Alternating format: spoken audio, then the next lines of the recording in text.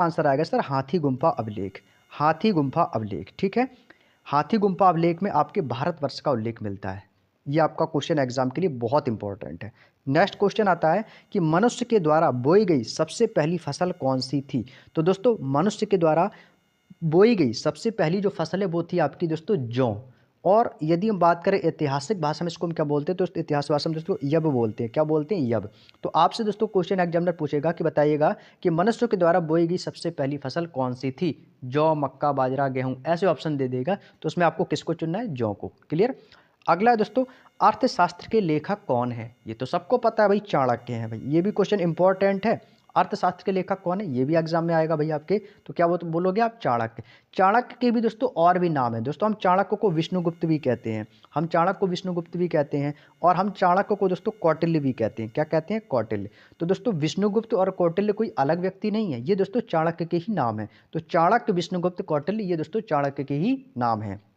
तो अर्थशास्त्र का लेखक कौन है? चाणक्य है। अगर मान लो अर्थशास्त्र का लेखक आपसे पूछा गया है कि अर्थशास्त्र के लेखक कौन है, अगर मान लो आपको चाणक्य ऑप्शन में नहीं दिया है, विष्णुगुप्त दिया, तो अब विष्णुगुप्त भी आप लोग बिल्कुल सही करेंगे। अगर विष्णुगुप्त, चाणक्य ना दिया जाए, कौटिल्य दिया जाए, तो अर्थशास्त्र के लेखक आप कौटिल्य को भी बता सकते हो, क्योंकि तीनों नाम एक ही व्यक्ति के हैं। ठीक है। अगला क्वेश्चन है कि राजतरंगिणी पुस्तक के लेखक कौन है। तो दोस्तों ये मोस्ट इंपॉर्टेंट पुस्तक है, इसको भी आप लिख लेना। राजतरंगिणी पुस्तक के लेखक डैश करके लिख लेना दोस्तों, ये कल्हड़ है। और कल्हड़ की दोस्तों पुस्तक का नाम क्या है? राजतरंगिणी है। राजतरंगिणी में हमें किसका वर्णन मिलता है? तो दोस्तों ये जो पुस्तक है राजतरंगिणी कल्हड़ की, इसमें आपके कश्मीर के राजाओं का इतिहास का वर्णन किया गया है। क्वेश्चन ये एग्जाम में आ चुका है, और आपके एग्जाम में भी क्वेश्चन आ सकता है यूपी होमगार्ड में, कि बताइएगा कि राजतरंगिणी पुस्तक में किसका वर्णन मिलता है। तो आप कहोगे सर कश्मीर के राजाओं का। ऑप्शन में ये मिलेगा आपको, कश्मीर के राजाओं का। ठीक है, ये क्वेश्चन आ चुका है एग्जाम में।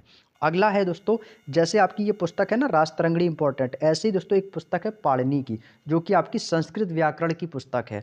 जो कि पाणिनि की जो पुस्तक का नाम है दोस्तों अष्टाध्यायी। ये क्वेश्चन बहुत पूछा जाता है कि अष्टाध्यायी पुस्तक के लेखक कौन है। तो ये है दोस्तों पाणिनि है। और दोस्तों अष्टाध्यायी जो पुस्तक है आपकी संस्कृत व्याकरण की दोस्तों पुस्तक है। किसकी है? संस्कृत व्याकरण का दोस्तों इस बुक में वर्णन किया गया है। नेक्स्ट आते हैं दोस्तों, यहाँ से दोस्तों हमारे काल आ जाते हैं। जैसे कि हमारा आग का आविष्कार। तो दोस्तों आग का आविष्कार किस काल में हुआ था प्यारे भाई? आप बताओगे सर ये पुरापाषाण काल में हुआ था। वहीं से आपसे पूछेगा सर पहिए की खोज कब हुई थी। तो पहिए की खोज किस काल में हुई थी? तो आप कहोगे सर पहिए की खोज नवपाषाण काल में हुई थी। किस काल में हुई थी? नवपाषाण काल में। काफ़ी लोगों को कन्फ्यूजन रहता है कि सर आग की खोज पुरापाषाण में हुई थी या नवपाषाण में, कन्फ्यूजन रहता है ना। तो आपको सिंपल तरीका बता दूँ, देखो आग सबसे पहले आई है, सबसे पहले आई है ना। तो आग का आविष्कार पहले हुआ, तो सबसे पहले कौन सा काल आता है? पुरापाषाण काल। पहिए की खोज आग के बाद हुई है, तो पहिए की खोज कब हुई है? नवपाषाण काल में। तो पहिए की खोज और कृषि की खोज, ठीक है, ये दोनों आपको याद रखना है, क्योंकि दोनों का ही दोस्तों नवपाषाण काल है। ठीक है, पहिए का आविष्कार कब हुआ? नवपाषाण काल। कृषि का आविष्कार कब हुआ? नवपाषाण काल।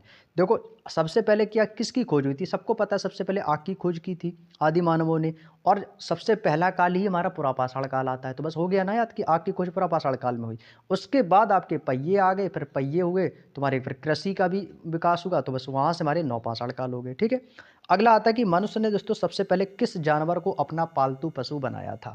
जब भाई मनुष्य ने किस जानवर को सबसे पहले अपना पालतू पशु बनाया था? सबको पता है भाई, कुत्ते को। किसको बनाया था? कुत्ते को। तो यहाँ से भी क्वेश्चन आपके आने के चांसेस हैं, 99% चांसेस हैं, क्योंकि दोस्तों आपके 100 क्वेश्चंस आएंगे, कोई भी नेगेटिव मार्किंग नहीं है।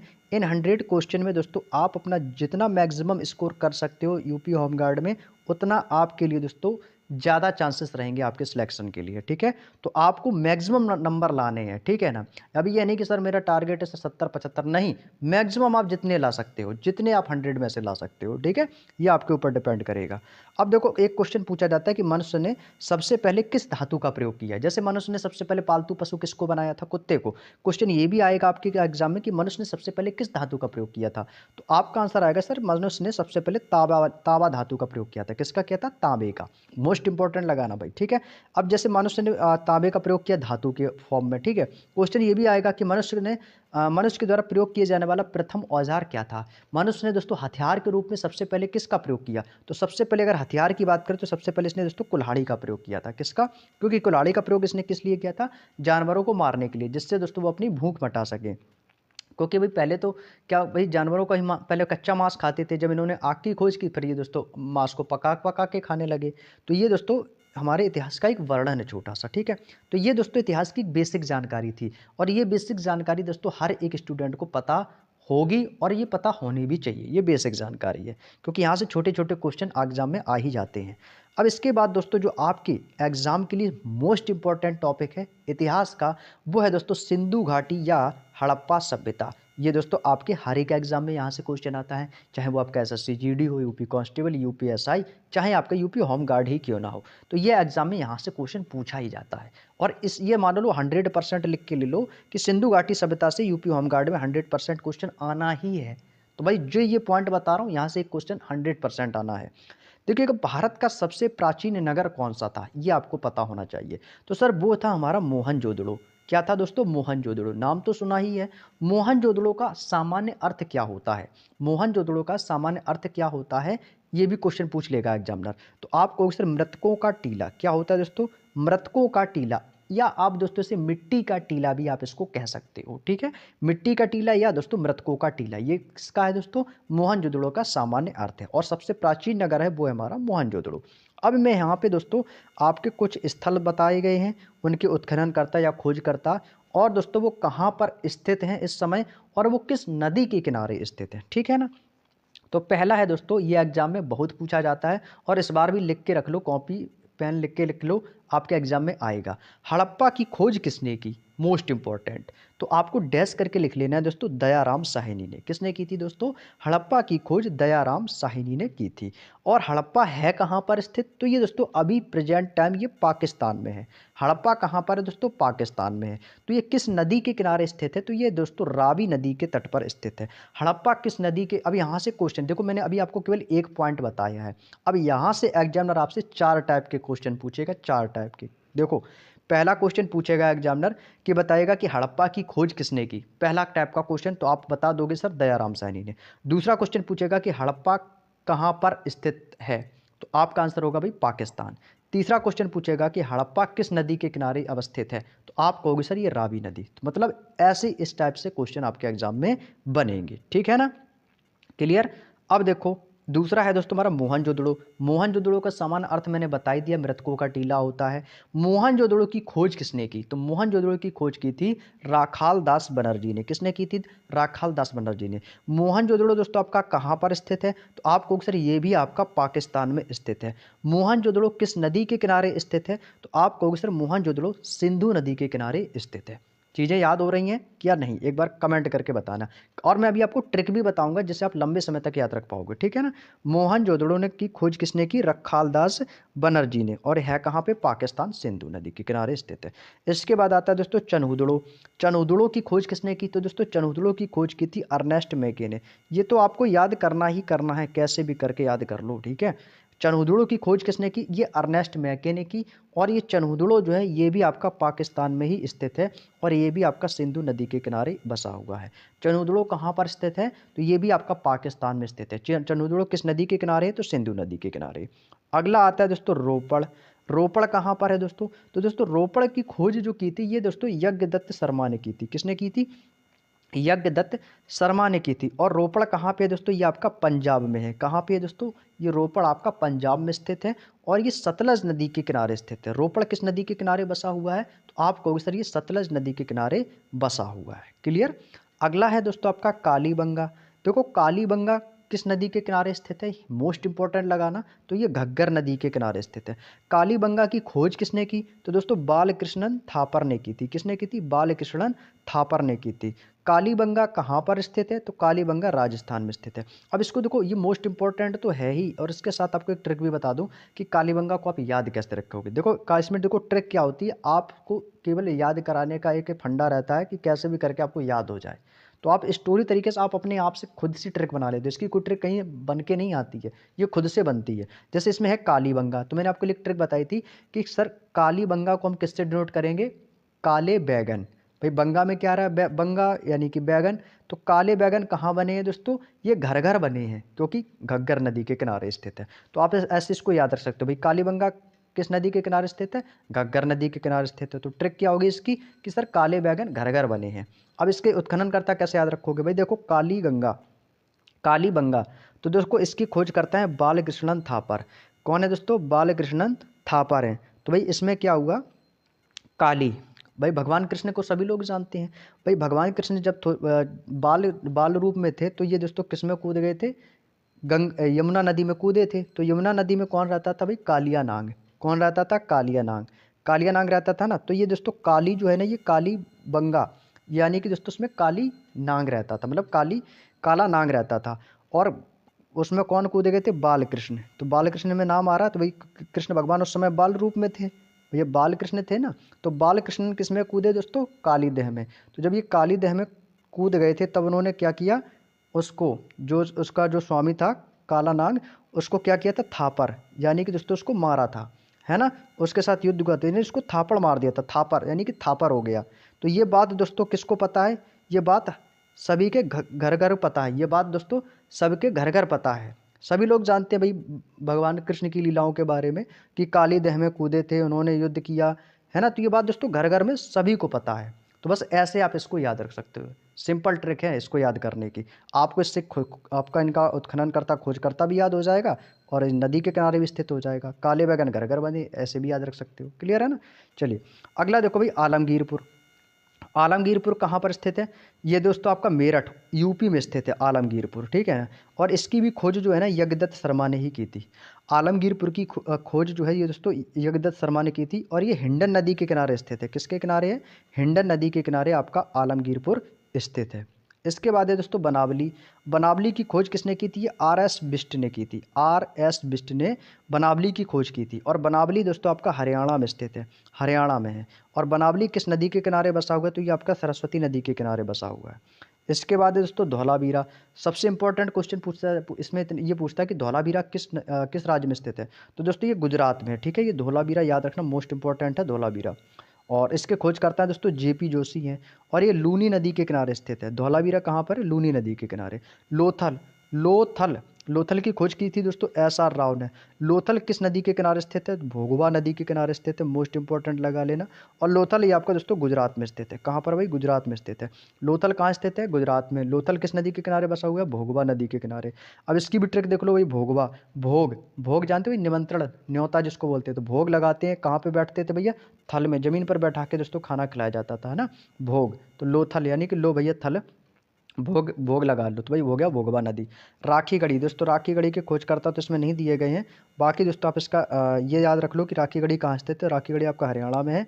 और ये दोस्तों सरस्वती और दोस्तों आपका द्रस्वती नदी के किनारे दोस्तों आपका स्थित है राखी गढ़ी, ठीक है।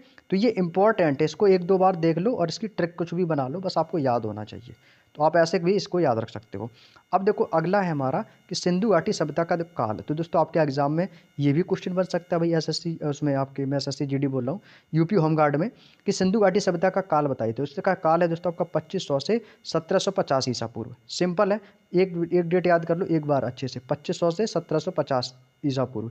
सिंधु घाटी सभ्यता की खोज अभी मैंने बताया था दोस्तों राय बहादुर दयाराम साहनी ने। सिंधु घाटी सभ्यता की खोज किसने की? दयाराम साहनी ने। कब की? 1921 में। ये क्वेश्चन ना आपके लिए रामबाण होगा, स्टार बना लो इसको, एग्जाम में जरूर बन जाएगा भाई। सिंधु घाटी सभ्यता की खोज किसने की? दयाराम साहनी ने। कब की? 1921 में। सिंधु घाटी सभ्यता का प्रमुख बंदरगाह कहाँ था? तो ये लोथल था। लोथल आपका किस राज्य में स्थित है? मैंने अभी बताया सर, लोथल तो आपका गुजरात में स्थित है। कहाँ पर भाई? गुजरात में। लोथल गुजरात में स्थित है। लोथल किस नदी के किनारे स्थित है? तो लोथल दोस्तों आपका भोगवा नदी के किनारे स्थित है भाई। थल में कहाँ लगाते थे? भोग, निमंत्रण, तो ये आपका दोस्तों भोगवा नदी के किनारे स्थित है। तो ट्रिक आपको याद आएंगी तो ये आपको चीज़ें भी याद हो जाएंगी। सिंधु घाटी सभ्यता की दोस्तों आपसे लिपि पूछेगा, तो दोस्तों इसकी जो लिपि थी दोस्तों वो भावात्मक चित्रात्मक लिपि थी। आप भावात्मक भी बोल सकते हो, चित्रात्मक भी बोल सकते हो, क्योंकि सिंधु घाटी सभ्यता की जो लिपि है दोस्तों वो कैसी है? भावात्मक और दोस्तों चित्रात्मक लिपि थी। बात समझ में आ गई ना। एक बार फिर से मैं रिपीट करूंगा, सिंधु घाटी सभ्यता का काल 2500 से 1750। सिंधु घाटी सभ्यता की खोज किसने की? दयाराम साहनी ने। कब की? 1921 में। सिंधु घाटी सभ्यता का प्रमुख बंदरगाह कहाँ पे है? लोथल में। लोथल किस नदी के किनारे स्थित है? आप कहोगे सर ये भोगवा नदी के किनारे स्थित है। लोथल कहाँ पर स्थित है? लोथल गुजरात में है। सिंधु घाटी सभ्यता की लिपि कैसी थी? तो आप कहोगे सर भावात्मक और चित्रात्मक थी। क्लियर है ना। दो बार मैं चीज़ों को रिपीट कर रहा हूँ इसलिए ताकि आपको क्लास में चीज़ें याद हो जाएं, है ना। पढ़ने में मज़ा आ रहा है, मन भी लग रहा है। और दोस्तों ये जो लिपि थी ना आपकी, यह लिपि आपकी दाएं से दोस्तों बाएं ओर लिखी जाती थी, ठीक है। क्लियर। भावात्मक या जो चित्रात्मक लिपि आपकी दाएं से बाएं लिखी जाती थी। अगला है कि मोहनजोदड़ो से हमें दोस्तों क्या प्राप्त हुआ है। क्वेश्चन आएगा कि मोहनजोदड़ो से हमें क्या प्राप्त हुआ है, तो आप कहोगे सर एक कांस्य की नर्तकी की मूर्ति हमें प्राप्त हुई है। कांस्य की नर्तक की मूर्ति हमें दोस्तों मोहनजोदड़ो से प्राप्त हुई है। मोहनजोदड़ो का भी मैंने अर्थ बताया था, क्या बताया था, मृतकों का टीला। मोहनजोदड़ो से हमें और क्या मिला है, मोहनजोदड़ो से दोस्तों हमें प्राप्त सबसे बड़ी इमारत है जिसका नाम है दोस्तों अन्नागार। हमें दोस्तों मोहनजोदड़ो से अन्नागार भी मिले हैं, विशाल अन्नागार। अगला है दोस्तों अग्निकुंड। अग्निकुंड के साक्ष्य हमें कहाँ से मिले हैं, तो अग्निकुंड के साक्ष्य हमें लोथल से मिले हैं और दोस्तों कालीबंगा से प्राप्त हुए हैं। काली, देखो कालीबंगा का अर्थ जो होता है वो होता है दोस्तों काले रंग की चूड़ियाँ। बात समझ में आ गई। अब इसकी ट्रिक देखो, कालीबंगा से आप कैसे याद रखोगे भाई काले रंग की चूड़ियाँ।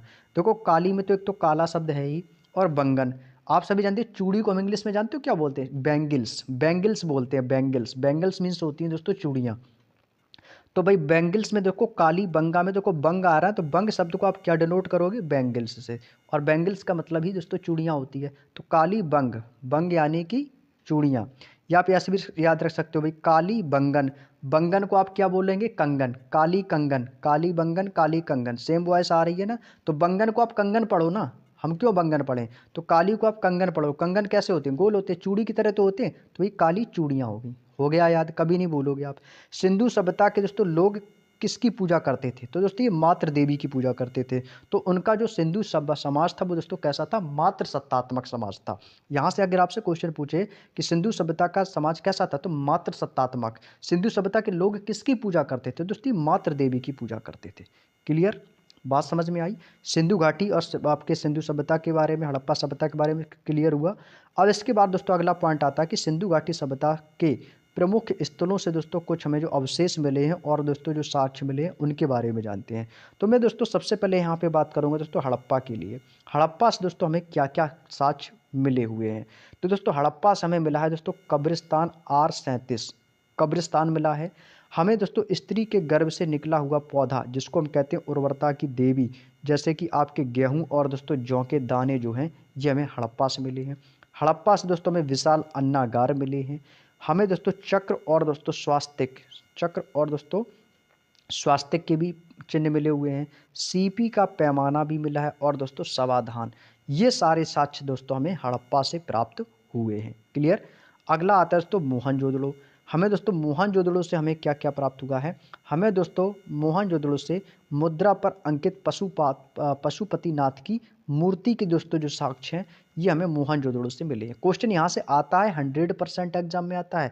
क्वेश्चन पूछा जाएगा कि बताइएगा कि पशुपतिनाथ की मूर्ति का साक्ष्य हमें कहाँ से मिला है, तो मोहनजोदड़ो से।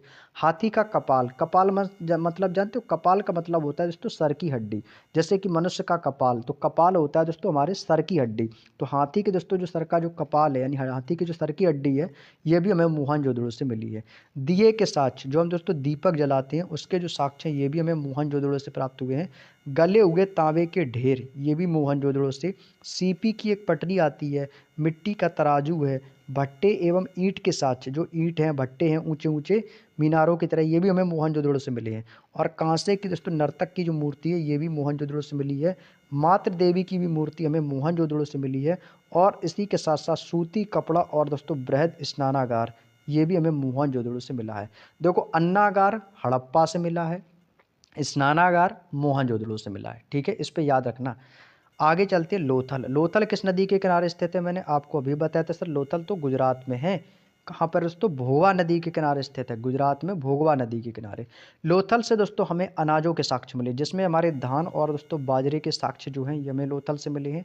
बंदरगाह 3 युगल समाधियाँ, बंदरगाह भी मिली हैं लोथल में क्योंकि लोथल बंदरगाह ही है। और लोथल से हमें दोस्तों 3 युगल समाधियाँ मिली हैं। धान की भूसी मिली, जब धान मिला तो भूसी भी मिलेगी। मनका बनाने के साक्ष्य, ये इंपॉर्टेंट है भाई, मनका बनाने के साक्ष्य, फारस की मुहरें और दोस्तों तांबे का साक्ष्य, ये कहाँ से मिला है, ये हमें दोस्तों लोथल से मिला है। कहाँ से मिला, लोथल से। सबसे ज़्यादा एग्जाम में पूछा जाता है कि बताएगा कि लोथल में 3 युगल समाधि में कहाँ से मिली, तो लोथल से। मनका बनाने की दोस्तों साक्ष्य कहाँ से मिले, लोथल से। फारस की मुहरें कहाँ से मिली हैं, लोथल से। तांबे के साक्ष्य हमें कहाँ से मिले हैं, लोथल से। और मनुष्य ने किस धातु का उपयोग सबसे पहले किया, तो सबसे पहले तांबे का ही प्रयोग किया था। क्लियर हुआ। इसके बाद आता है तुम्हारा कालीबंगा। भाई काले बैंगन कहाँ बने हैं, घग्गर बने, तो घग्गर नदी के किनारे स्थित हैं। और काली काली देह में कौन कूदा था? कृष्ण कूदे थे। उस समय कृष्ण कैसे थे? बाल कृष्ण थे। तो बाल कृष्ण ने क्या मारा था भाई? कालिया नाग को थप्पड़ मारा था ना। तो क्या हो गया भाई? कालीबंगन। तो कालीबंगन की खोज किसने की दोस्तों? बालकृष्ण थापर ने। और ये आपका राजस्थान में स्थित है। और ये आपके कालीबंगन काम ने घर घर बने हैं। जुते हुए खेतों के साक्षी ये दोस्तों में कालीबंगा से मिले हैं। कांच और दोस्तों मिट्टी की चूड़ियाँ ये भी हमें कालीबंगा से मिली हैं। सूती कपड़े की छाप ये भी कालीबंगा से। और इसी के साथ साथ बेलनाकार मुहर है। और दोस्तों सिलबट्टा भी कहाँ मिला? जिसमें मसाले बटते हैं ना, उसको सिलबट्टा बोलते हैं। ये भी कालीबंगन से प्राप्त हुआ है। और इसी के साथ साथ 7 आयताकार दोस्तों अग्नि वेदिकाएँ और दोस्तों कुछ मिट्टी के खिलौने ये हमें दोस्तों कालीबंगन से प्राप्त हुए हैं। इसके बाद बात करते हैं दोस्तों चनहुदड़ों की। चनहुदड़ों से दोस्तों हमें वक्राकार ईंटें जो वक्र की तरह दिखती हैं, वक्राकार की ईंटें मिली हैं। और 4 पहियों वाली दोस्तों एक खिलौना गाड़ी और अलंकृत दोस्तों हाथी, कंघा जिससे हम दोस्तों बाल खींचते हैं, कंघा और दोस्तों लिपस्टिक ये जो साक्ष्य जो प्राप्त हुए हैं ये हमें भी चनहुदड़ों से प्राप्त हुए हैं। बनावली से हमें क्या मिला दोस्तों? बनावली से हमें जौ मिले हैं, तांबे के बाड़ाग्र मिले हैं, हल की तरह दोस्तों मिट्टी के खिलौने ये दोस्तों हमें बनावली से मिले हैं। सुरकोटदा से दोस्तों हमारी घोड़े की हड्डियाँ और दोस्तों कब्रगाह। सुरकोटदा से दोस्तों घोड़े की अस्थियाँ और दोस्तों कब्रगाह मिला है। धौलावीरा गुजरात में स्थित है। तो धौलावीरा से हमें दोस्तों सिंधु लिपि के दोस्तों 10 चिन्ह शिलालेख, जल संरक्षण तकनीक और दोस्तों दुर्गीकृत नगर और साथ ही साथ स्टेडियम के साक्ष्य ये हमें धौलावीरा से मिले हैं। राखी गढ़ी से दोस्तों रक्षा प्राचीर और दोस्तों अन्नागार प्राप्त हुआ है। क्लियर? यहाँ से दोस्तों हमारी सिंधु घाटी सभ्यता, हड़प्पा सभ्यता कंप्लीट होती हुई। इसके बाद दोस्तों अगली हम पॉइंट में प्रवेश करते हैं वैदिक सभ्यता में। देखिएगा वैदिक सभ्यता में सबसे पहले क्वेश्चन यही आता है कि वैदिक काल के कितने प्रकार होते हैं या किसको कितने भागों में बांटा गया है। तो दोस्तों वैदिक काल को आपको 2 भागों में बांटा गया है। पहला आपका ऋग्वैदिक काल है, दूसरा आपका उत्तर वैदिक काल है। इनका दोस्तों आपको अवधि समय याद रखना होगा, एग्जाम में पूछ लिया जाता है। ऋग्वैदिक काल का समय जो रहा ये आपका 1500 ईसा पूर्व से 1000 ईसा पूर्व। उत्तर वैदिक का दोस्तों 1000 ईसा पूर्व से दोस्तों 600 ईसा पूर्व रहा है। क्लियर है ना? एक याद कर लो ऋग्वैदिक का, उत्तर वैदिक याद ही हो जाएगा भाई। 1500 से 1000, 1000 से 600, बस क्लियर है ना। आगे चलते हैं अपने अगले पॉइंट पर। अगला है दोस्तों हमारा वेद। अब यहाँ से दोस्तों आते हैं हमारे वेद। वेदों की संख्या के बारे में यदि हम बात करें तो वेद तो सबको पता है। किस तरह जो वेद होते हैं दोस्तों वो हमारे कितने होते हैं दोस्तों? 4 होते हैं। कौन कौन से होते हैं? ऋग्वेद, यजुर्वेद, सामवेद और अथर्ववेद। भारत का जो सबसे हमारा प्राचीन ग्रंथ है वो है दोस्तों हमारा वेद, क्योंकि वेद का शाब्दिक अर्थ होता है दोस्तों ज्ञान। वेद का अर्थ दोस्तों क्या होता है दोस्तों? आपको सिर्फ वेद का अर्थ होता है ज्ञान। और वेदों की जो संख्या होती है दोस्तों वो होती है हमारी 4। पहला आपका ऋग्वेद, दूसरा यजुर्वेद, तीसरा आपका सामदेव और चौथा आपका अथर्ववेद।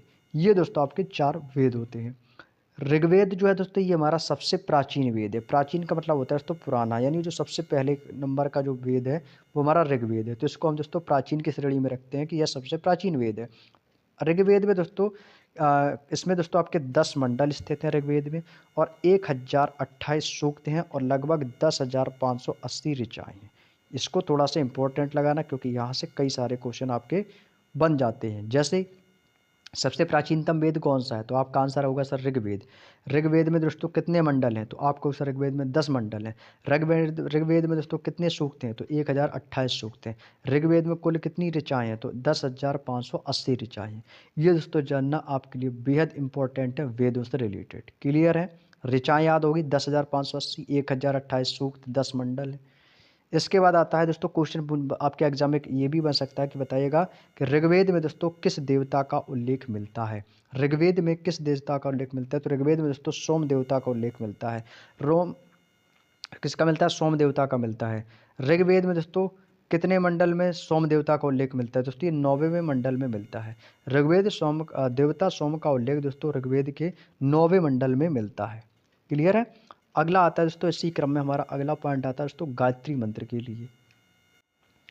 अगला दोस्तों आता है कि गायत्री मंत्र की रचना यह किस वेद में की गई है, या गायत्री मंत्र का उल्लेख हमें किस वेद में मिलता है, ये क्वेश्चन पूछा जाता है। तो गायत्री मंत्र का तो सबको पता होगा ना कि गायत्री मंत्र का उल्लेख सर ऋग्वेद में मिलता है। अब यहाँ से क्वेश्चन देखो, पॉइंट तो एक है। अब यहाँ से देखो क्वेश्चन के एग्जामिनर के मन में कितने टाइप के क्वेश्चन बनते हैं, तो एक एक क्वेश्चन नोट करना। गायत्री मंत्र की रचना किसने की? पहला क्वेश्चन आपको सर ऋषि विश्वामित्र ने गायत्री मंत्र की रचना की। दूसरा क्वेश्चन गायत्री मंत्र का उल्लेख किस वेद में मिलता है? तो आपको सर ऋग्वेद में मिलता है। क्वेश्चन नंबर 3 बनेगा कि गायत्री मंत्र का उल्लेख ऋग्वेद के किस मंडल में मिलता है? तो दोस्तों ऋग्वेद के ये तीसरे मंडल में मिलता है। गायत्री मंत्र का उल्लेख ऋग्वेद के तीसरे मंडल में मिलता है। क्लियर? गायत्री मंत्र की खोज किसने की? विश्वामित्र ने। गायत्री मंत्र का इसमें आपका उल्लेख किस वेद में मिलता है? ऋग्वेद में। गायत्री मंत्र का उल्लेख ऋग्वेद के किस मंडल में मिलता है? तीसरे मंडल में मिलता है। क्लियर? तो यहाँ से 3 टाइप के क्वेश्चन एग्जाम में आने के लिए आपके लिए एलिजिबल है, कभी भी कोई भी क्वेश्चन एग्जाम में बन सकता है। अगला है ऋग्वेद के दोस्तों 10वें मंडल में आपका दोस्तों वर्ण व्यवस्था का वर्णन किया गया है। ऋग्वेद के किस मंडल में दोस्तों आपका वर्ण व्यवस्था का वर्णन किया गया? तो दोस्तों 10वें मंडल में किया गया है। अगला है हमारा यजुर्वेद। ऋग्वेद कंप्लीट होता है यजुर्वेद। यजुर्वेद जो एकमात्र ऐसा वेद है जो कि दोस्तों ये गद्य और पद्य दोनों में लिखा गया है। क्वेश्चन यहाँ से पूछा जाता है कि वह कौन सा वेद है जिससे दोस्तों गद्य और पद्य दोनों में लिखा गया है? तो आपका सिंपल आंसर होगा सर यजुर्वेद में। नेक्स्ट सामवेद। इस वेद में दोस्तों हमें संगीत की जानकारी मिलती है, जिसके कारण दोस्तों इसे हम संगीत का जनक भी कहते हैं, भारतीय संगीत का दोस्तों जनक कहते हैं। तो सामवेद, इस वेद में दोस्तों संगीत की जानकारी मिलती है, इसलिए दोस्तों इसे भारतीय संगीत का जनक भी कहा जाता है। ये भी आपके लिए इम्पोर्टेंट है भाई, इम्पोर्टेंट लगा लेना। इस वेद में देखो किस वेद को दोस्तों संगीत का जनक कहा जाता है? तो आप कहोगे सर सामवेद को संगीत का जनक कहा जाता है, क्योंकि सामवेद में दोस्तों क्या है दोस्तों, इससे हमें दोस्तों संगीत की जानकारी मिलती है, तो इसलिए हम संगीत का जनक कहते हैं। अगला है दोस्तों हमारा सबसे लास्ट का जो वेद बचता है वो है हमारा अथर्ववेद। ये दोस्तों हमारा अंतिम वेद है अथर्ववेद। यह वेद दोस्तों सबसे बाद का वेद है। क्वेश्चन ये भी आता है कि बताइएगा किस वेद को सबसे बाद का वेद कहते हो? तो अथर्ववेद है, ठीक है, क्योंकि यह वेद दोस्तों सबसे बाद में लिखा गया है और इसे आधुनिक वेद भी कहते हैं।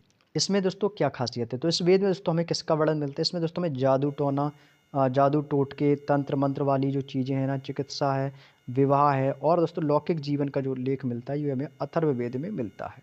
और इसके बाद दोस्तों हमारे वेद कंप्लीट होते हैं, अब आते हैं पुराणों पर। पुराणों की दोस्तों कुल संख्या कितनी है? तो आपको सर पुराणों की जो कुल संख्या वो है दोस्तों 18। भाई 4 वेद, 6 वेदांग और 18 पुराण। तो पुराणों की संख्या कितनी है? 18। पुराणों के जो रचयिता थे दोस्तों वो थे आपके लोमहर्ष। कौन थे भाई? लोमहर्ष इंपॉर्टेंट है भाई।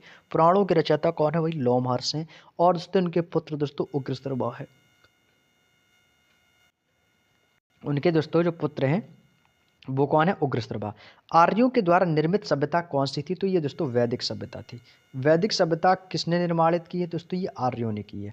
आर्य शब्द का अर्थ क्या होता है दोस्तों? आर्य, आर्य शब्द का अर्थ होता है दोस्तों श्रेष्ठ। क्या होता है? श्रेष्ठ होता है, जो दोस्तों सबसे श्रेष्ठ हो। ठीक है, एक बार मैं फिर से रिपीट करूँ चीज़ों को जिससे आपको याद हो जाएगा। देखो वेद कितने थे? 4। पुराण कितने थे? 18। पुराणों के रचयिता कौन? लोमहर्ष। लोमहर्ष के पुत्र का नाम क्या था? उग्रश्रवा। ठीक है, आर्यों के द्वारा निर्मित सभ्यता कैसी थी? तो आपको सिर्फ वैदिक सभ्यता। और आर्य शब्द का अर्थ क्या होता है? श्रेष्ठ। क्लियर है? हो गया ना याद? चलिएगा, देखो याद चीज़ें तभी होंगी जब आप वीडियो को शुरू से लेकर कंप्लीट हमारे साथ जुड़े रहोगे एंड तक। अब ये नहीं कि क्लास में आए, सुना थोड़ी देर और फिर भाग गए। तो भाई भागने से मेरा नुकसान नहीं है, आपका नुकसान है भाई, आपका।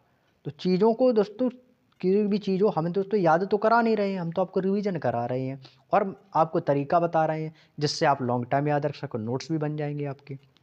तो ऐसे पढ़ोगे ना तो आपका रिवीजन होगा। अभी तो सिर्फ एक ही बार पढ़ रहे हैं, अभी इसको दोबारा जब आप वीडियो को पढ़ोगे ना तो आपके लिए फ़ायदा रहेगा। आर्यों की भाषा कैसी थी? क्वेश्चन आएगा, आर्यों की भाषा कैसी थी? तो आपको सर आर्यों की भाषा संस्कृत थी। कैसी थी? संस्कृत। आर्यों की सभ्यता कैसी थी? तो आर्यों की जो सभ्यता थी दोस्तों ये ग्रामीण सभ्यता थी। कैसी थी? ये ग्रामीण सभ्यता थी। तो यहाँ से क्वेश्चन क्लियर होता है कि आर्यों की जो सभ्यता कौन सी थी? वैदिक सभ्यता थी। आर्य शब्द का अर्थ होता है दोस्तों श्रेष्ठ, और आर्यों की जो भाषा थी वो थी संस्कृत। और दोस्तों आपका जो आपकी सभ्यता है, आर्यों की जो सभ्यता थी वो दोस्तों ग्रामीण सभ्यता थी। अगला है सभा एवं समिति। राजा को सलाह देने वाली संस्था थी और स्त्रियां दोनों में दोस्तों भाग ले सकती थी। आर्यों का दोस्तों प्रिय पदार्थ क्या है दोस्तों? आर्यों का, तो इनका दोस्तों प्रिय पदार्थ है वो है दोस्तों आपका सोमरस, और यह दोस्तों वनस्पति से बनाया जाता है। सोमरस किससे बनता है? वनस्पति से। तो आर्यों का जो प्रिय पेय पदार्थ था वो था दोस्तों सोमरस। 4 वेद, ठीक है, 18 पुराण, 6 वेदांग और उपनिषद भी आते हैं हमारे। उपनिषदों की जो संख्या वो दोस्तों 108 है और ये 108 ही रहती है। ठीक है, उपनिषदों की संख्या कितनी है? 108। आर्यों का दोस्तों जो प्रिय पशु था वो क्या था? तो इनका दोस्तों आर्यों का प्रिय पशु दोस्तों घोड़ा था। क्या था? घोड़ा। और आर्यों के दोस्तों जो प्रिय देवता थे वो कौन थे दोस्तों? इंद्र देवता थे। आर्यों का प्रिय पशु क्या था दोस्तों? घोड़ा। और आर्यों के दोस्तों जो प्रिय देवता थे वो कौन थे? इंद्र देवता। क्लियर है ना? चलिए, बहुत ही शानदार, बहुत ही लाजवाब। क्लियर है ना? आगे चलते हैं। अब यहाँ से दोस्तों आते हैं आपके प्रमुख दर्शन एवं उनके प्रवर्तक। छोटी छोटी लाइनें, छोटे छोटे पॉइंट्स और मोस्ट इंपॉर्टेंट पॉइंट आते हुए आप लोगों के लिए। कोई भी क्वेश्चन आप लोग मिस मत करना। ऐसा कोई भी क्वेश्चन नहीं है जो आपके एग्जाम के लिए इम्पोर्टेंट ना हो। जितना पढ़ा रहे हैं सब कुछ इम्पोर्टेंट है, बस इसको तैयार करके जाइएगा मेरे दोस्त, आपको काफ़ी हेल्प मिलेगी। अगला है दोस्तों, यहाँ पे आपके कुछ दर्शन दिए गए हैं, जैसे हमारा योग दर्शन है, न्याय दर्शन, चरवाक दर्शन, सांख्य, पूर्वी मीमांसा, उत्तरी मीमांसा और वैशेषिक दर्शन। अब यहाँ से ये पता चलेगा कि इन दर्शनों के दोस्तों प्रवर्तक कौन है। जैसे कि योग दर्शन, योग से क्या करते हैं, योगा, और योगा वाली बातें कौन बताता है, बाबा रामदेव। और बाबा रामदेव किसका प्रचार करता है, पतंजलि का। तो ये ट्रिक कैसे लगी कमेंट करके बताना, ठीक है। तो योग से क्या हो गया दोस्तों, हमारा योगा, और योगा कौन कराता है, बाबा रामदेव। और रामदेव प्रचार किसका करता है, पतंजलि का। तो ये पतंजलि इसके प्रवर्तक हो गए, क्लियर। अब इसके बाद आता है दोस्तों न्याय दर्शन। न्याय दर्शन के संस्थापक कौन थे दोस्तों, न्याय दर्शन के प्रवर्तक थे वो थे दोस्तों गौतम। न्याय दर्शन के जो कौन थे, प्रवर्तक गौतम। चारवाक दर्शन के कौन थे, तो दोस्तों चारवाक दर्शन के दोस्तों ऋषि चारवाक ही थे। तो देखो नाम में ही चारवाक है, तो दोस्तों इसके दर्शन में भी चारवाक है। सांख्य दर्शन, सांख्य दर्शन के संस्थापक कौन थे दोस्तों, ये कपिल थे, जो कि आपका सबसे प्राचीन दर्शन। पूर्वी मीमांसा और उत्तरी मीमांसा, इनको कैसे याद रखोगे दोस्तों, इनको भी सिंपल है। पूर्वी मीमांसा की दोस्तों जो प्रवर्तक है वो दोस्तों जैमिनी है, और उत्तर मीमांसा के दोस्तों जो प्रवर्तक है वो दोस्तों बादरायण। इसकी बेहतरीन ट्रिक बता रहा हूँ, बेहतरीन, बहुत ही शानदार, बहुत ही बेहतरीन ट्रिक। अब इसकी ट्रिक क्या है दोस्तों याद करने की, देखो सबसे पहले जब मैं आपसे बोलूँ कि भाई डायरेक्शन कितनी होती है, आप तुरंत कहोगे सर डायरेक्शन हमारी 4 होती हैं। और मैं आपसे बोलूँगा सर कौन कौन सी होती है, तो आप तुरंत बताओगे सर पूर्व, पश्चिम, उत्तर, दक्षिण, यही तो बोलोगे ना। तो सबसे पहले आपका कौन सा डायरेक्शन आता है दोस्तों, पूर्व। तो सबसे पहले पूर्व मीमांसा, तो पूर्व मीमांसा क्या हो गया दोस्तों, इसके लेखक कौन हो गए, जैमिनी। दूसरा आता है दोस्तों उत्तर मीमांसा। उत्तर कब आता है दोस्तों, बाद में आता है। सबसे पहले तो पूर्व भी बोलेंगे कि पूर्व, पश्चिम, उत्तर, दक्षिण। तो उत्तर तो बाद में आया ना, पहले क्या बोला आपने, पूर्व। तो पूर्व मीमांसा के लेखक कौन, प्रवर्तक कौन हो गए, जैमिनी। अब इसके बाद आगे उत्तर मीमांसा, इसको कैसे याद रखोगे, तो उत्तर मीमांसा बाद में कौन आता है, उत्तर। पूर्व के बाद क्या आता है, पूर्व के बाद ही तो उत्तर आता है भाई, पूर्व पश्चिम फिर आता है उत्तर। तो लेकिन आता तो पूर्व के बाद ही है। तो दोस्तों ये आपका जो उत्तर है, जो आपका ये उत्तर है, ये दोस्तों कब आता है, पूर्व के बाद। तो बाद में क्या हो गया दोस्तों, हमारा बादरायण हो गया। नाम में ही आ रहा है ना बादरायण। तो भैया तो उत्तर मीमांसा की खोज प्रवर्तक कौन है दोस्तों, बादरायण है। तो ट्रिक कैसी लगी कमेंट करके बताओ ना, जिससे आपको याद हो जाएगा, कभी नहीं भूल पाओगे ज़िंदगी में। मेरी ट्रिक तो कभी नहीं भूल पाओगे आप, कभी भी। देखो पूर्वी मीमांसा, तो पूरब सबसे पहले आ गया तो आपको जैमिनी हो गया। उत्तर मीमांसा, उत्तर कब आता है, बाद में आता है। पूरब के बाद ही तो आता है उत्तर, तो बाद में आता है, तो बाद से बादरायण हो जाएगा। क्लियर हो गया। अब इसमें आपको डाउट नहीं रहेगा। काफ़ी लोगों को डाउट लगता है कि सर उत्तर मीमांसा जैमिनी है कि पूर्वी मीमांसा बादरायण है, तो ये आपके डाउट नहीं रहेगा, ठीक है। अगला आपका वैशेषिक दर्शन, ये तो पता ही होगा, कड़ाद ऋषि कड़ाद या दोस्तों उलूक दोस्तों इसके प्रवर्तक है, क्लियर।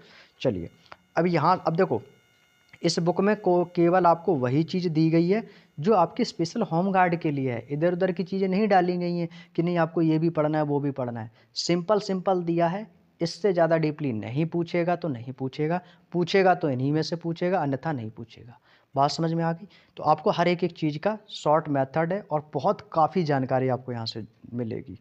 अब अगला आता है दोस्तों हमारा जैन धर्म। अब देखो यहाँ से हमारे धर्म स्टार्ट हो गए जितने भी यहाँ के, जैसे यहाँ पे हम दोस्तों पढ़ेंगे दोस्तों जैन धर्म के बारे में। तो जैन धर्म में क्या पढ़ना है, उनके संस्थापक पढ़ने हैं, उनके तीर्थकर पढ़ने हैं। जैसे जैन धर्म में आपके टोटल जो तीर्थकर वो आपके 24 तीर्थकर हुए हैं, उनके बारे में आपको जानकारी हासिल करनी है। तो देखो जैन धर्म के संस्थापक तथा प्रथम तीर्थकर कौन थे दोस्तों, ऋषभदेव थे। तो जैन धर्म के संस्थापक कौन थे, तो आपका सिंपल आंसर है दोस्तों ऋषभदेव। और ऋषभदेव को दोस्तों हम आदिनाथ के नाम से भी जानते हैं। किसके नाम से जानते हैं, आदिनाथ के नाम से। ऋषभदेव दोस्तों जो है ये आपके प्रथम तीर्थकर हैं। ये दोस्तों हमारे पहले नंबर के जो तीर्थकर है ये कौन है, ऋषभदेव है। जैन धर्म में दोस्तों आपके 23वें तीर्थकर पार्श्वनाथ थे, जो कि दोस्तों काशी के राजा अश्वसेन के पुत्र थे। 23वें तीर्थकर कौन, देखो 24वें तीर्थकर हमारे दोस्तों जो हुए टोटल, उसमें से दोस्तों हमारे जो पहले तीर्थकर थे वो थे ऋषभदेव, और उनमें से जो हमारे 23वें यानी कि दोस्तों 23वें नंबर के जो तीर्थकर थे वो थे दोस्तों पार्श्वनाथ, जो कि दोस्तों काशी के राजा अश्वसेन के पुत्र थे। और महावीर स्वामी दोस्तों जैन धर्म के दोस्तों 24वें तथा दोस्तों अंतिम तीर्थकर रहे हैं। ये महावीर स्वामी जो है दोस्तों 24 नंबर के रहे हैं और ये अंतिम तीर्थकर रहे हैं। इन्होंने दोस्तों जैन धर्म का दोस्तों वास्तविक संस्थापक माना जाता है। और जैन धर्म में दोस्तों आपके कर्म फल से मुक्ति हेतु त्रिरत्न का अनुशीलन आवश्यक होता है। तो क्वेश्चन आपके एग्जाम में दोस्तों यहाँ से पॉइंट बनते हैं, त्रिरत्न, ये शब्द है ना त्रिरत्न। देखो त्रिरत्न का संबंध किस धर्म से है, तो ये दोस्तों आपका जैन धर्म से है। किस धर्म से दोस्तों? जैन धर्म से। यहाँ पर मैं लिख देता हूँ ताकि आपके डाउट क्लियर हो जाएंगे। और आपको सर जैसे त्रिरत्न होता है, ऐसे सर हमारा त्रिपिटक और होता है, त्रिपिटक, ठीक है। ये होता है दोस्तों हमारे पिटक, इसमें रत्न चलते हैं, उसमें पिटक चलते हैं। ये त्रिरत्न होता है त्रिपिटक। त्रिपिटक जो है दोस्तों ये हमारा बौद्ध धर्म से है। त्रिपिटक ये तो किससे दोस्तों हमारा? ये हमारा बौद्ध धर्म से, ठीक है। तो जैन धर्म में हमारे त्रिरत्न चलते हैं और बौद्ध धर्म में हमारे त्रिपिटक चलते हैं। तो जैन धर्म में दोस्तों कर्मफल से मुक्ति हेतु दोस्तों त्रिरत्न का अनुशीलन आवश्यक होता है, ठीक है। त्रिरत्न हमारे कौन कौन से हैं? देखो हमारे ऐसे पिटक होते हैं त्रिपिटक। त्रिपिटक का मतलब होता है दोस्तों तीन पिटक, अभिधम्य पिटक, सुत्त पिटक और विनय पिटक। ये तीन पिटक होते हैं दोस्तों आपके बौद्ध धर्म के। ठीक वैसे ही आपके तीन रत्न भी होते हैं, सम्यक दर्शन, सम्यक ज्ञान और दोस्तों सम्यक आचरण। ये दोस्तों आपके तीन दोस्तों कर्मफल होते हैं जो कि आपके त्रिरत्न में दोस्तों आपके आवश्यक है। सम्यक दर्शन, सम्यक ज्ञान और दोस्तों सम्यक आचरण। क्लियर? चलिएगा, बहुत ही शानदार। आगे बढ़े अपने अगले पॉइंट की ओर। अगला है दोस्तों हमारा महावीर स्वामी का जीवन परिचय।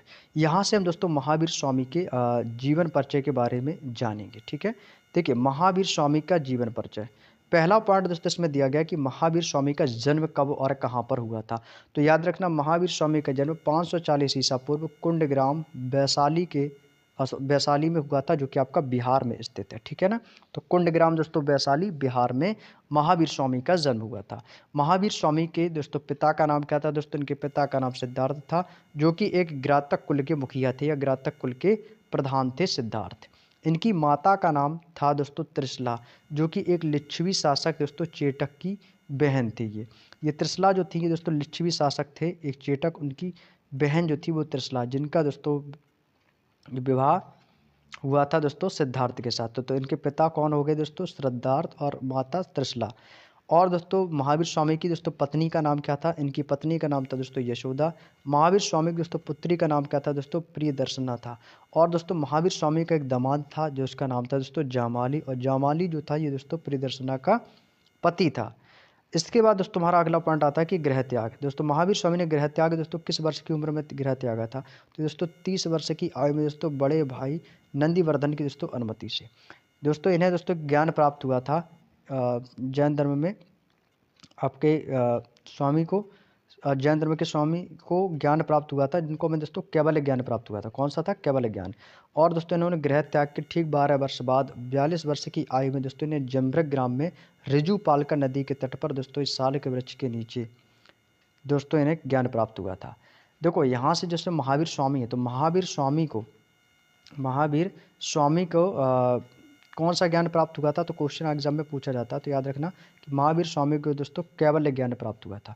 और केवल ज्ञान दोस्तों ने 12 साल की आयु के बाद दोस्तों 42 वर्ष की आयु में एक जम्बिक ग्राम है दोस्तों, उसमें रिजुपालका नदी के तट पर साल के वृक्ष के नीचे इन्हें ज्ञान प्राप्त हुआ, जिनकी मृत्यु दोस्तों 72 वर्ष की आयु में दोस्तों 468 ईसा पूर्व पावापुरी दोस्तों राजगीर में हुई थी, ठीक है। तो 72 वर्ष की आयु में दोस्तों 468 ईसा पूर्व पावीर राजगीर में हुई थी। इसके बाद दोस्तों हमारा अगला एक पॉइंट है दोस्तों भगवती सूत्र। भगवती सूत्र महावीर स्वामी के जीवन पर प्रकाश डालता है। महावीर स्वामी का दोस्तों जो प्रतीक चिन्ह है वो क्या है दोस्तों? वो है आपका सिंह। जैन धर्म का दोस्तों साहित्य को दोस्तों क्या कहते हैं? आगम कहा जाता है। जैन साहित्य को दोस्तों आगम कहा जाता है। जैन धर्म में दोस्तों तीर्थकरों की जो जीवनी है दोस्तों वो कैसी है? कल्पसूत्र नामक पुस्तक में है, जो कि दोस्तों आपके भद्रबाहु के द्वारा लिखी गई है।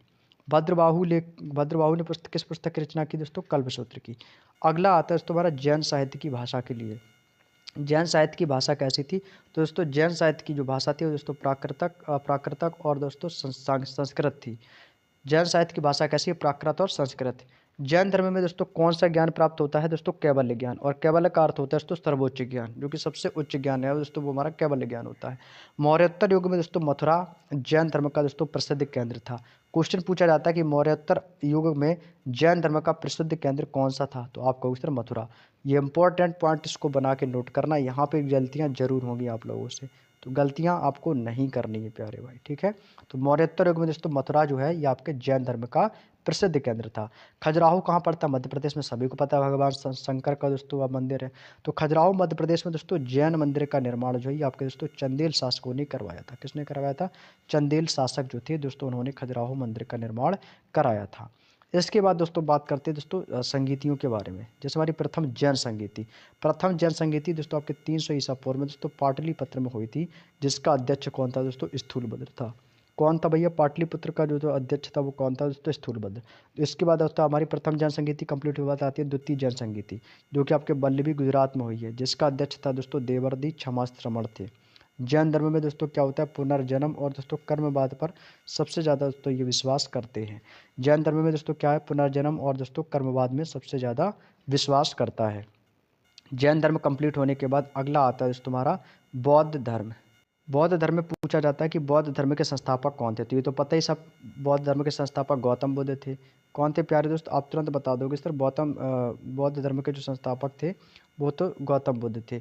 और दोस्तों इन्हें हम लाइट ऑफ एशिया भी कहते हैं। एशिया का प्रकाशपुंज या एशिया का ज्योतिपुंज भी इन्हें कहा जाता है, लाइट ऑफ एशिया। ये क्वेश्चन आपके साथ 10th या 12th की पोएट्री या सप्लीमेंट्री की बुक में भी था, लाइट ऑफ एशिया पढ़ा है ना? तो भैया आपने 10th 12th क्लास में पढ़ा है, शायद 12th में पढ़ा होगा लाइट ऑफ एशिया के बारे में। एशिया का प्रकाशपुंज या एशिया का ज्योतिपुंज इसी को कहा जाता है। बौद्ध धर्म के संस्थापक कौन थे दोस्तों? गौतम बुद्ध। अब यहाँ पे दोस्तों हम पढ़ेंगे दोस्तों गौतम बुद्ध की जीवन परिचय के बारे में। तो गौतम बुद्ध का जो जन्म है दोस्तों ये आपका 563 ईसा पूर्व में कपिल वस्तु के लुम्बिनी नामक स्थान पर हुआ था।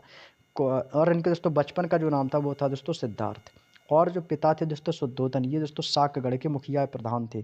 और इनकी माता मायावती, इनकी माता की मृत्यु के जिनके जन्म के 7वें दिन हो गई थी। और इनकी देखभाल इनकी मौसी जो थी आपकी प्रजापति गौतमी ने की थी। और इनकी पत्नी यशोधरा, जो कि गौतम बुद्ध का विवाह 16 वर्ष की आयु में दोस्तों हो गया था। और दोस्तों इनके पुत्र भी थे जिसका नाम राहुल था। इन्होंने दोस्तों 29 वर्ष की आयु में गृह त्याग दिया था, जिसके बौद्ध धर्म से दोस्तों महाबनिष्क्रमण कहा गया है। दोस्तों बौद्ध धर्म में अगर कोई ग्रह को त्याग के जा रहा है उसको महाबनिष्क्रमण कहते हैं, ठीक है, इसको भी याद रखना। और क्वेश्चन आता है कि बौद्ध धर्म में प्रथम उपदेश कहाँ दिए गए थे? तो बौद्ध धर्म में दोस्तों प्रथम उपदेश आपके सारनाथ में दिया गया, जिसे दोस्तों धर्म चक्र प्रवर्तन के नाम से जाने जाते हैं। तो दोस्तों प्रथम उपदेश कहाँ पर हुआ था? प्रथम उपदेश आपका सारनाथ में हुआ था, जिसे दोस्तों धर्म चक्र प्रवर्तन के नाम से जानते हैं। बुद्ध ने दोस्तों सर्वाधिक उपदेश जो है वो आपके कहाँ पर दिए हैं? तो दोस्तों बुद्ध ने दोस्तों सबसे ज़्यादा उपदेश वो कहाँ दिए? आपके श्रावस्ती में दिए हैं। सबसे ज़्यादा उपदेश श्रावस्ती में दिए हैं। गौतम बुद्ध ने दोस्तों अपने उपदेश किस भाषा में लिखे हैं? दोस्तों ये पाली भाषा में लिखे गए हैं। गौतम बुद्ध ने अपने उपदेश जो है दोस्तों वो किस भाषा में दिए हैं? दोस्तों ये पाली भाषा में दिए हैं। और सबसे ज़्यादा उपदेश दोस्तों श्रावस्ती में दिए हैं। और किस भाषा में दिए हैं? पाली भाषा में। ये दोनों पॉइंट इंपॉर्टेंट हैं दोस्त, ठीक है मेरे भाई दोस्त। ऐसा कोई पॉइंट नहीं है भाई जो आपको ये ना पता आया हो कि जो इम्पोर्टेंट है, हर एक पॉइंट इंपॉर्टेंट है, ठीक है। अगला है दोस्तों मृत्यु। तो इनकी मृत्यु दोस्तों आपकी 483 ईसा पूर्व यानी 80 वर्ष की आयु में कुशीनगर उत्तर प्रदेश नामक स्थान पर हो गई है, जिसे दोस्तों बौद्ध धर्म में महापरिनिर्वाण कहते हैं। तो वो बौद्ध धर्म में दोस्तों इसको क्या बोलते हैं? अगर मर रहा है व्यक्ति यानी मर चुका है तो इसको महापरिनिर्वाण कहते हैं, ठीक है ना। चलिएगा, बहुत ही बढ़िया। उम्मीद करता हूँ यहाँ तक की चीज़ें आपको क्लियर तो हो रही हैं कम से कम। अब आगे चलते दोस्तों, यहाँ पे आता है दोस्तों गौतम बुद्ध के जीवन से, गौतम बुद्ध के दोस्तों जीवन से संबंधित प्रतीक के बारे में। दोस्तों जैसे गौतम बुद्ध से घटनाओं से संबंधित, जैसे गौतम बुद्ध का दोस्तों अगर जन्म की बात करेंगे दोस्तों इसका जो चिन्ह है वो है दोस्तों कमल एवं सांड। कमल और सांड जो है दोस्तों ये गौतम बुद्ध के जन्म का इंगित करता है। इसके बाद दोस्तों आता है हमारा दोस्तों गृह त्याग। गृह त्याग का दोस्तों जो चिन्ह है वो क्या है दोस्तों? वो है हमारा घोड़ा। क्या है दोस्तों? घोड़ा। तो दोस्तों यह ग्रह त्याग को चिन्हित करते हैं। ज्ञान, पीपल के वृक्ष के नीचे ज्ञान प्राप्त हुआ तो यहाँ से दोस्तों हमारा ज्ञान हो गया। निर्वाण, निर्वाण में क्या होता है दोस्तों? महापरिनिर्वाण। तो दोस्तों में आपका होते हैं पद चिन्ह होते हैं, इसका चिन्ह। मृत्यु पर दोस्तों क्या आपका? स्तूप है दोस्तों, स्तूप बनवा देते हैं तो ये आपका स्तूप हो जाएगा, ठीक है। जन्म क्या है दोस्तों? आपका कमल एवं सांड। गृह त्याग है घोड़ा।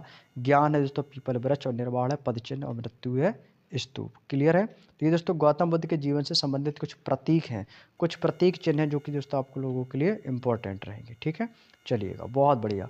अब इसके बाद दोस्तों आती है हमारी बौद्ध धर्म की दोस्तों 4 संगीतियाँ, जिसमें से दोस्तों प्रथम बौद्ध संगीति, द्वितीय, तृतीय और दोस्तों चतुर्थ, ऐसे मिला के दोस्तों आपकी 4 दोस्तों बौद्ध संगीतियाँ हुई हैं। उनके दोस्तों यहाँ पे आपके समय भी दिए हैं, स्थान भी दिए हैं, अध्यक्ष और दोस्तों उनका शासनकाल जो भी रहा है वो भी दोस्तों इसमें आपको दिया गया है, ठीक है ना।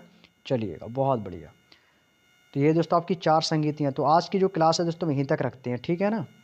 बाकी की जो अगली जो क्लास होगी पार्ट 2 यानी कि इसका जो सेकंड वीडियो आएगा उसमें हम यहीं से स्टार्ट करेंगे, ठीक है। बौद्ध धर्म की दोस्तों 4 संगीतियों के बारे में। इस पर दोस्तों जो चर्चा दोस्तों वो हम आप लोगों से नेक्स्ट क्लास में कंप्लीट करेंगे, यानी कि दोस्तों नेक्स्ट डे, कल के दिन, ठीक है ना। तो चलिएगा दोस्तों, आज की क्लास को यहीं तक रखते हैं, और बाकी इस बुक को मैं जल्द से जल्द कंप्लीट कराऊंगा, क्योंकि ये एक ही सब्जेक्ट है और इस सब्जेक्ट पर मुझे आप लोगों के लिए ज़्यादा ध्यान देना पड़ेगा।